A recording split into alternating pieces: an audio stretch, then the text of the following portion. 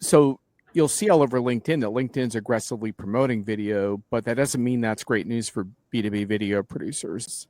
So LinkedIn wants to be the TikTok of B2B. So if you really want to get video views, it's not about this live event that you've spent all week preparing for and making it totally awesome.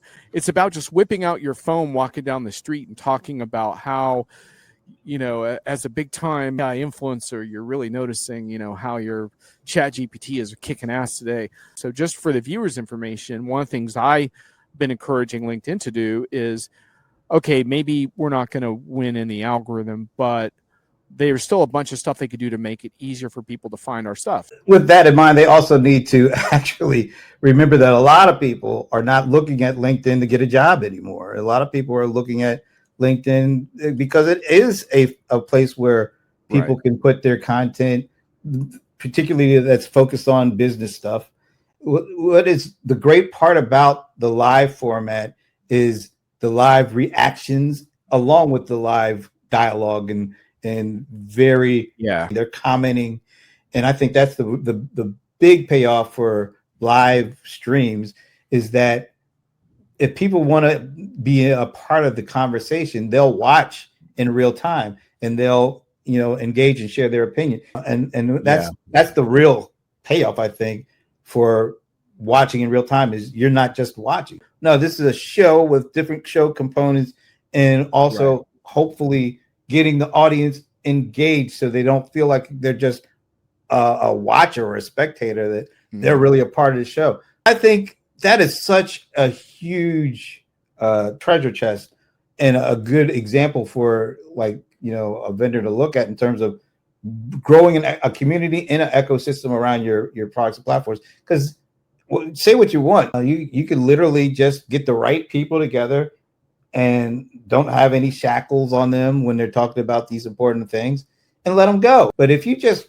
you get people that are scripted or people that, they're trying to make sure they get certain talking points that I call what we do and what you do conversational thought leadership, because the leadership comes out of the conversations, and it's not really focused on the marketing. I was talking to an analyst relations director about this because they had experimented with putting some analysts in charge of moderating some of their sessions, and I think it mostly went really well. And one of the points I was making about it is that shows a lot of confidence, because you're basically letting people like me, because I ran one of them, you're giving me control of the stage. And that you don't know what I'm going to do because I don't know what I'm going to do. And by putting your leaders on stage with someone like that, what you're doing is you're saying, we're confident in what we have to offer, and we're confident in our team, and we're confident that they're ready for the likes of you.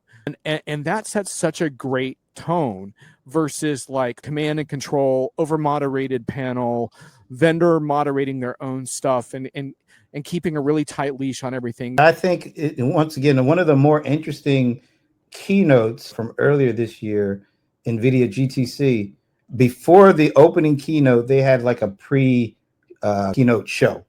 So, and they said, one of the things they said right off the bat is, we thank NVIDIA for allowing us to do this.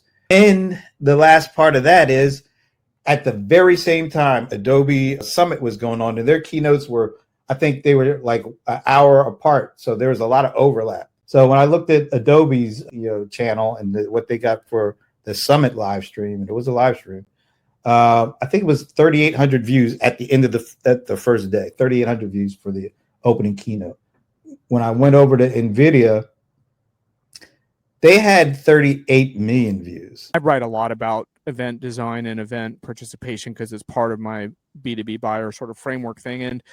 And my big thing is that a lot of what we have in events are legacy artifacts. So I would argue that the keynote is something of a legacy artifact of pre-pandemic events. But in general, I think watch parties are the future of enterprise keynotes, and brands need to get ready for that.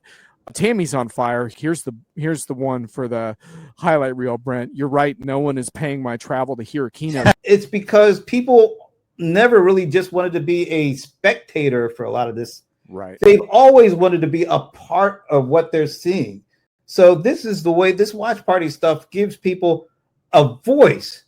And it's not just us on screen, but it's the people in the comments. I think people giving these technologies and these platforms, it allows us to invite them in and be a part of what's going on in real time. And if you ignore that, you're ignoring like a really good opportunity to grow an ecosystem, a community ecosystem around your product.